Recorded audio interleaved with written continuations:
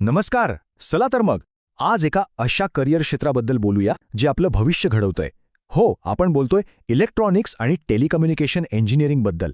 एक असं जग जे खरंच खूप रोमांचक आहे. चला सुरुवात करूया.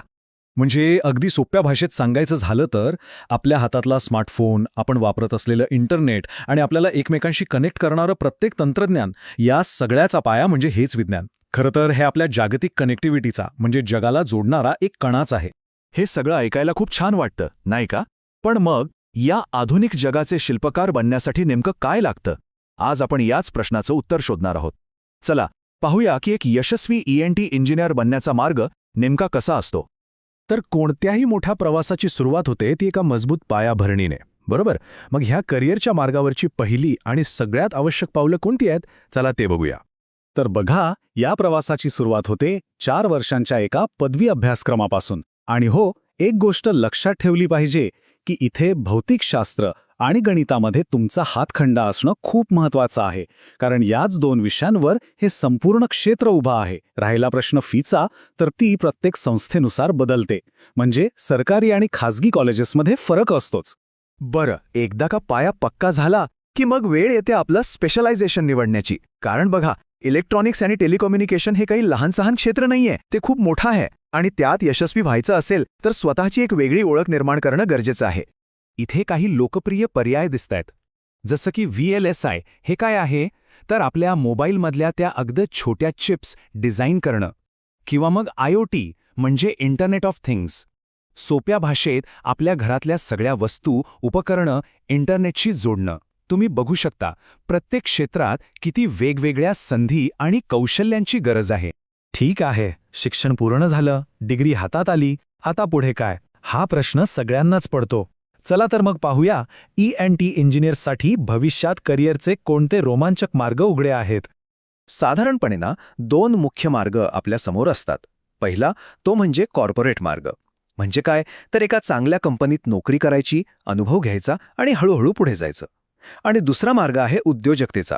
म्हणजे स्वतःचा व्यवसाय सुरू करायचा, काहीतरी नवीन, काहीतरी वेगळं तयार करायचं. हो, इथे धोका नक्कीच जास्त असतो, पण विचार करा, यश मिळालं तर तेही तितकंच मोठं असतं. आणि ही गोष्ट तर खूपच रंजक आहे. अनेकांना वाटतं की ENT इंजिनियर म्हणजे फक्त टेलिकॉम कंपन्यांमध्ये काम करणं, पण तसं अजिबात नाहीये. आजकालच्या स्मार्ट गाड्यांपासून ते अगदी संरक्षण क्षेत्रातल्या उपकरणांपर्यंत अक्षरशः प्रत्येक इंडस्ट्रीमध्ये या इंजिनियर्सना प्रचंड मागणी आहे. आणि हो, करिअरच्या वाढीबरोबरच आर्थिक वाढीचा विचार केला तर हे क्षेत्र खूपच चांगलं आहे. जसजसा अनुभव वाढतो, स्पेशलायझेशन अधिक पक्कं होतं, तसतशी बाजारातली व्हॅल्यूसुद्धा वाढते. म्हणजे करिअरच्या सुरुवातीला मिळणाऱ्या पगारापासून ते सिनियर लेव्हलपर्यंत पगारात खूप मोठी वाढ बघायला मिळते. आता थोडं मोठ्या कॅनव्हासवर विचार करूया. हे क्षेत्र फक्त एका व्यक्तीचं करिअर घडवत नाही, तर ते संपूर्ण देशाच्या विकासात आणि आधुनिकीकरणात एक खूप महत्त्वाची भूमिका बजावतं. हे वाक्य बघा, राष्ट्राचं भविष्य तंत्रज्ञानाच्या भाषेत लिहिले जाते आणि इंजिनियर त्याचे लेखक आहेत. किती खरं आहे हे. म्हणजे इंजिनियर फक्त उत्पादनं किंवा सेवा नाही बनवत, तर ते खऱ्या अर्थाने देशाच्या प्रगतीची पटकथा लिहत असतात. आणि या आकड्याकडे एकदा बघा, 70% संरक्षण, आरोग्यसेवा आणि कम्युनिकेशन यांसारख्या महत्त्वाच्या क्षेत्रांमधील जवळपास 70% नवनवीन शोध हे फक्त आणि फक्त इलेक्ट्रॉनिक्समधील प्रगतीमुळे शक्य झाले आहेत. यावरूनच आपल्याला कळतं की हे क्षेत्र किती महत्त्वाचं आहे. खरं तर ही आपल्या आधुनिक अर्थव्यवस्थेची एक प्रकारे लाईफलाईनच आहे. आणि आता वळूया सगळ्यात महत्त्वाच्या भागाकडे. समजा या क्षेत्रात करिअर करायचं ठरवलं तर यशस्वी होण्यासाठीचं प्लेबुक काय आहे? म्हणजे यशाची गुरुकिल्ली काय आहे? चला बघूया. तर इथे काही महत्त्वाचे काय करावे आणि काय करू नये दिले आहेत. सगळ्यात महत्त्वाचं, सतत शिकत राहावं लागतं, कारण टेक्नॉलॉजी खूप वेगाने बदलते.